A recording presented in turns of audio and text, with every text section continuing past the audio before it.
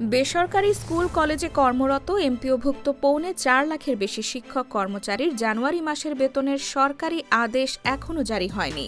গত মঙ্গলবার এ সংক্রান্ত জিও জারির কথা থাকলেও আজ বৃহস্পতিবারও জিও জারি করা সম্ভব হয়নি বলে জানা গেছে।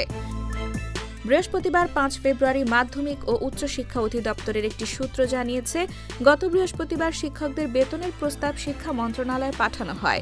সপ্তাহের শেষ কার্যদিবস হওয়ায় ওই দিন বেতন ভাতার প্রস্তাব অনুমোদন করা সম্ভব হয়নি। পরবর্তীতে অনুমোদন ও অন্যান্য কার্যক্রম শেষ করে গত মঙ্গলবার 3রা ফেব্রুয়ারি জিও জারির কথা ছিল। তবে আজ বৃহস্পতিবারও এ জিও জারি করা সম্ভব হয়নি।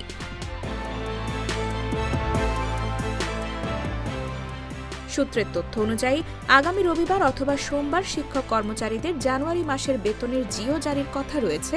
রবিবার জিও জারি হলে শিক্ষকরা সোমবার বেতন ভাতা পাবেন, আর যদি সোমবার জিও হয় তাহলে মঙ্গলবার শিক্ষক কর্মচারীরা জানুয়ারি মাসের বেতন ভাতা পাবেন।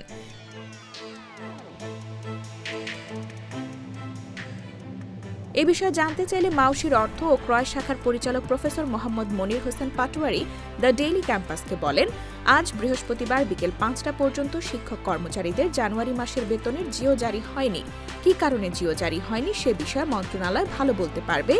জিও জারির পরের দিন শিক্ষক কর্মচারীরা বেতন পাবেন বলেও জানান তিনি। জানা গেছে, প্রতি মাসে শিক্ষক কর্মচারীদের বেতনের প্রস্তাব পাঠান প্রতিষ্ঠান প্রধান। অনলাইন বিল দাখিলের পর তা যাচাই বাছাই শেষে অর্থ মন্ত্রণালয়ের সঙ্গে সমন্বয় করে বেতনের অর্থ ছাড়ের ব্যবস্থা করা হয়। অর্থ মন্ত্রণালয়ের চূড়ান্ত অনুমোদনে শিক্ষক কর্মচারীদের বেতন ভাতা ব্যাংকে পাঠানো হয়।